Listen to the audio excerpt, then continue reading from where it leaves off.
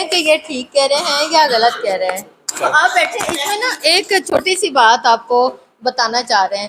آج آپ کے پاس آنے کا مقصد بھی یہی ہے کہ جتنے بھی آپ ایک قسم کے کریم آف دا کریم ہیں, آپ نے وہاں پہنچنا ہوتا ہے جہاں کسی کو نہیں پتا کہ کچھ بھی ہو رہا ہے, اور جہاں کچھ ہو رہا ہو اور آپ کے نالج میں آئے تو آپ کہیں کہ بی بی آپ پریشان کیوں ہو رہی ہے.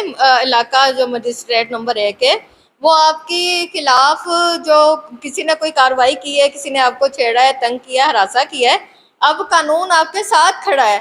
جب تک آپ پولیس آفیسرز ہیں, آپ کو نہیں پتا ہوگا آپ کسی کی مدد کیسے کر سکتے ہیں. تو آپ کے پاس آنے کا مقصد بھی یہی ہے کہ تنازعات کا فوری حل بتانے میں آپ سے زیادہ بہتر کوئی کام نہیں کر سکتا. اب یہ والا جو قانون ہے, ہراسانی کا مقدمہ درج ہو سکتا ہے, آپ فوری طور پر دوسرے کو نالج دے سکتے ہیں.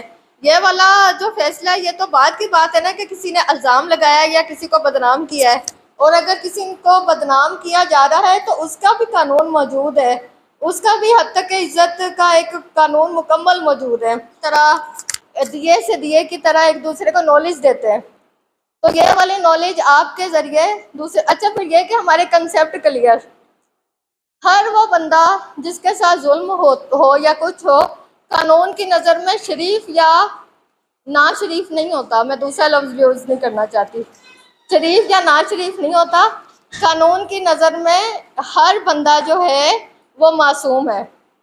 تو لہٰذا آپ بھی تنازعات جب بھی دیکھیں فیصلہ نہ کریں کہ کون شریف ہے اور کون شریف نہیں ہے. آپ نے مدد کرنی ہے, آنسو پونچھنے ہیں, اور اس کے بعد انویسٹیگیشن جو ہے وہ انصاف کرے گی. عدالتوں نے انصاف کرنا, لیکن آپ نے فوری انصاف نہیں کرنا, کسی پہ شریف یا نا شریف ہونے کا ٹھپا نہیں لگا دینا.